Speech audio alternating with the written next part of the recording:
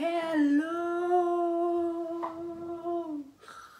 Ma tasse c'est une McDo, putain on vit dans la sponsorisation. Non c'est faux, je ne touche pas un centime pour mes vidéos pour ceux qui se poseraient la question. Bon j'espère que vous allez bien, que vous faites pas trop chier parce que moi je me fais bien chier. Alors petit disclaimer, désolée pour cette coupe, mais que j'ai trop la flemme de me recoiffer. Du coup j'ai fait crari, j'ai mis des petits bijoux pour faire genre je suis pas en schlag.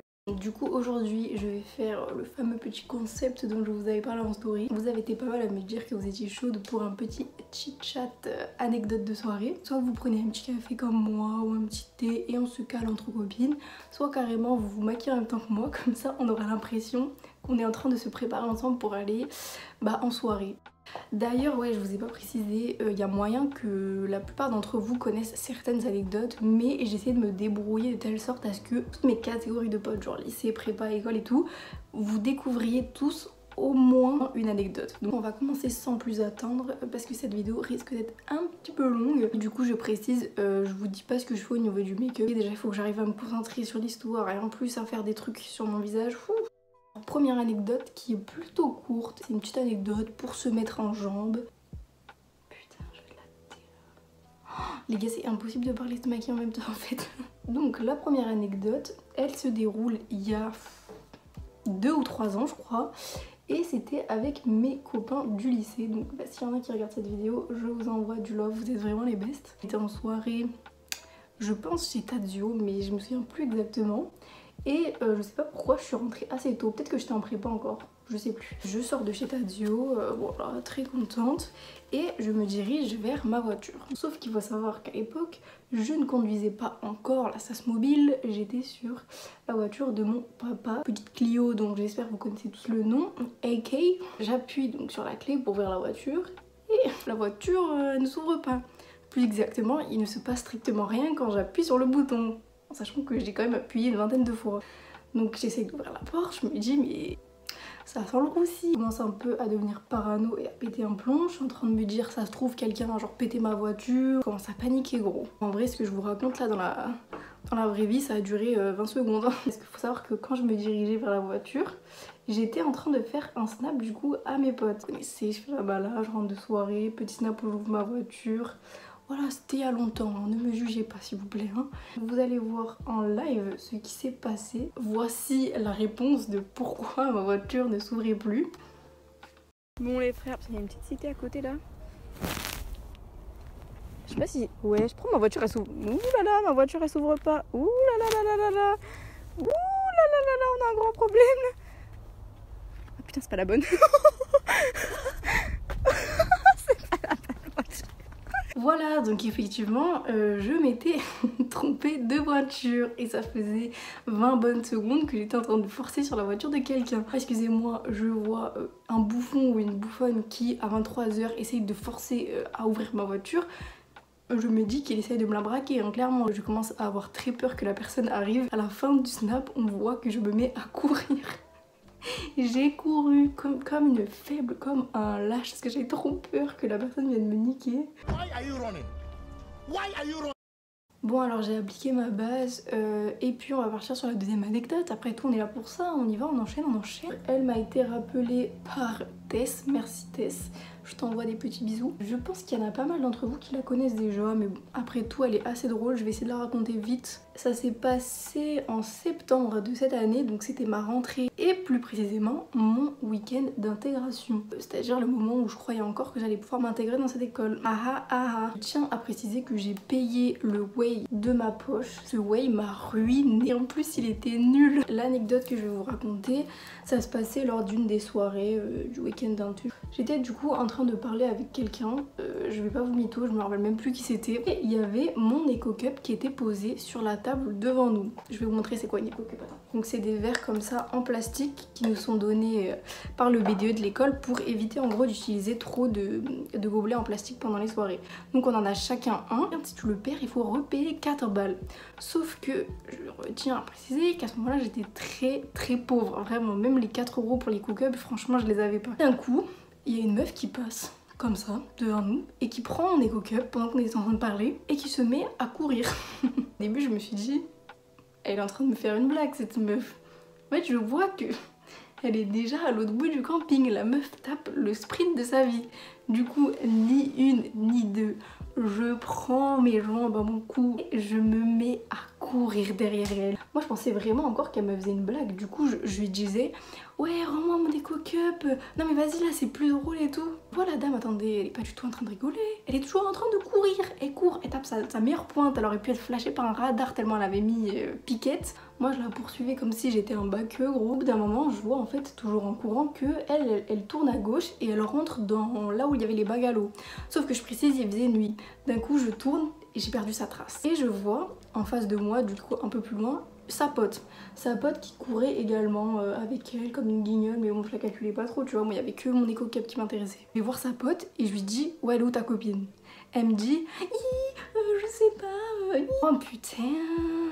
J'ai fait le deuxième œil en attendant, donc reprenons. Mon codé 9.3 il est ressorti à 10 000. Elle aurait pu voler les éco-cups de n'importe qui. Je pense que tout le monde aurait abandonné, personne lui aurait couru après et puis voilà, elle aurait gardé son éco-cup. Mais elle est tombée sur la seule meuf qui était à découvert et qui est ghetto. Bien sûr j'étais obligée de courir derrière elle, au moins pour la dignité. Donc j'ai mis un petit coup de pression à sa copine et bizarre, elle me dit elle est là-bas. Du coup je vais là-bas et qui je découvre la meuf qui avait volé mon éco-cup derrière un buisson comme ça avec mon éco-cup à la main. Et moi je le regarde, je fais mais tu fais quoi en fait? Tu joues à quoi? La meuf elle commence à bégayer genre non mais j'ai rien fait et tout. Madame, pourquoi tu courais pendant 2 km en sachant que je te poursuivais? Pourquoi as-tu mon éco-cup dans tes mains en fait? Et elle commence à me dire oui mais moi on m'a volé mon éco-cup et tout. Est-ce que j'ai l'air d'en avoir quelque chose à foutre? Morale de l'histoire, elle m'a rendu mon éco-cup. Je pense qu'elle était très bourrée au moment où elle a fait ça. Sachez que depuis, à chaque fois que je la croisais dans les couloirs, mais vraiment toute l'année, hein, jusqu'à encore aujourd'hui, je lui lance mes meilleurs Scarface. Et elle s'en bat totalement les couilles. Je pense qu'elle se rappelle même pas en fait. Donc voilà, j'espère que cette deuxième petite anecdote vous a bien fait rire. On va passer à la troisième anecdote qui est, je pense, celle qui me fait le plus rire. Et à mon avis, il n'y a pas beaucoup de gens qui la connaissent. Ce qui est drôle dans cette anecdote, c'est pas tant l'histoire, mais c'est la documentation. Vous allez voir, j'ai retrouvé les snaps de cette soirée. Vraiment, je pense que les photos et les vidéos, elles sont plus drôles que l'histoire elle-même. Du coup, j'étais obligée de vous montrer ça. Cette anecdote, elle se déroule au lycée, je pense que j'étais en terminale. On passait notre meilleure soirée ensemble, les jumelles étaient là. À ce moment-là, en fait, j'étais dehors, donc sur la terrasse avec Caro. Et soudainement, il y a une musique qui passe à l'intérieur qui était trop bien. Je me souviens plus c'est quoi la musique, mais bref. Je passe de la terrasse au salon un peu en courant. Sauf que dans mon chemin, je rencontre un obstacle. L'obstacle étant une baie vitrée. Pour vous la faire courte, en gros, je me suis explosé la gueule sur la baie vitrée. Je pense que la baie vitrée est donnée direct sur la piste de danse. C'est-à-dire que je me suis éclatée et que tout le monde à l'intérieur s'est arrêté de danser parce que logique, ça a fait un bruit de ouf. Et tout le monde m'a regardé en mode... Vous vous en doutez, s'ensuit un énorme fou rire, surtout pour Caro. Je vous mets les petits snaps dès maintenant.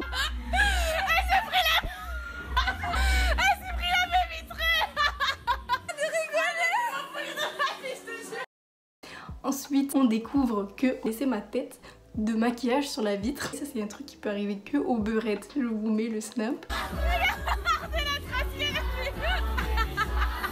Bref, on se tape des grosses barres, sauf que moi, en rigolant, en fait, je me rends compte que en fait, j'ai mal au nez. Du coup, je commence à dire à Caro, meuf, tu veux pas regarder mon nez parce que là, ça me fait mal. Elle met le flash sur ma tête. Là, Caro, soudainement, s'arrête de rire et me dit, meuf, ton nez est en train de devenir violet. Et elle rajoute une petite phrase qui fait toujours plaisir à entendre, du style, je sais plus, ouais, mon cousin la dernière fois il s'est fait ça et en fait il s'est cassé le nez. Le snap qui va suivre, c'est le moment où Caro a mis le flash sur ma tête et qu'elle me dit, meuf, je crois que tu t'es peut-être cassé le nez. Et regardez ma réaction. Oh, la tête de Ham. Sarah, tu rigoles. Viens, on va mettre des glaçons. Non. La tête de Ham, viens, on va mettre des glaçons. Ceci est la tête d'une meuf qui panique. À partir de ce moment-là, j'avais plus envie de rigoler. Je tiens à préciser que j'adore mon nez. Je l'aime bien, je l'apprécie. Lui et moi on s'entend bien. J'avais trop peur que mon nez soit déformé. Ouais. Je commence à aller à l'intérieur pour me mettre de la glace sur le nez. Directement mon réflexe, comme toute personne qui panique, c'est d'envoyer un message à ma mère. Et là, elle commence à me vanner. Et bah quand même, je m'étais pris une baie vitrée, ce qui est assez ridicule, hein, qu'on se le dise. Mais moi, j'étais en train de me faire caca dessus. Vraiment, j'avais peur pour ma vie. Ça me faisait même pas tant mal, mais j'avais juste peur que mon nez il reste déformé en fait. Bref, du coup, je commence à envoyer des photos de mon nez à ma mère. Photos que je vous mets là parce que oui, je les ai retrouvées. Ensuite j'ai continué à vivre la soirée, toujours très préoccupée par mon nez, mais bon. Et le lendemain j'avais déjà plus rien, j'avais absolument pas le nez cassé, j'avais même pas un bleu, vraiment le lendemain tout allait bien.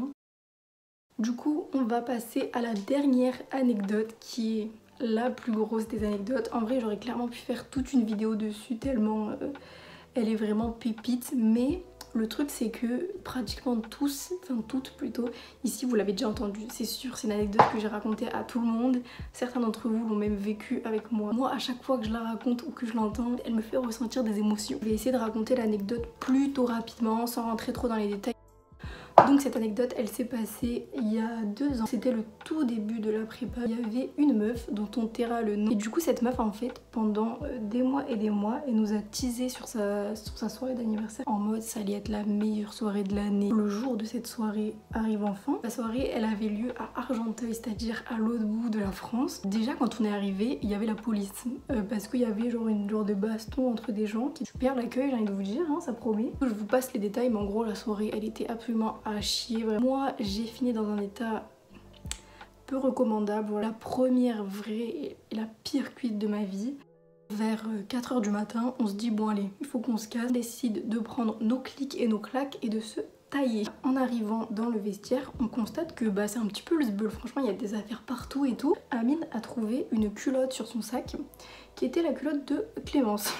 La culotte de Clémence est quand même retrouvée à l'autre bout du vestiaire alors qu'elle était bien dans son sac.